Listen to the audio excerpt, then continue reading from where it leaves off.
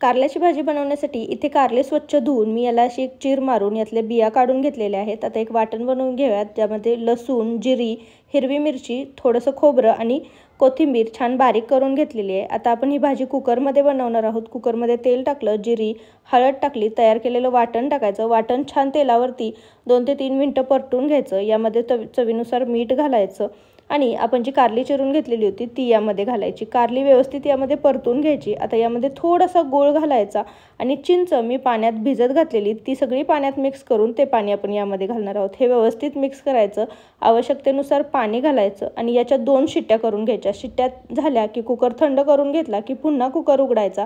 तर कारला आपलं व्यवस्थित शिजलेलं आहे, पण यामध्ये जे पाणी आहे त्यामुळे आपण यामध्ये पुन्हा दाण्याचं कूट टाकणार आहोत। गॅस पुन्हा ऑन करायचा, एक छान उकळी आणून द्यायची। तर कारल्याची झटपट भाजी तयार आहे, नक्की बनवून पहा।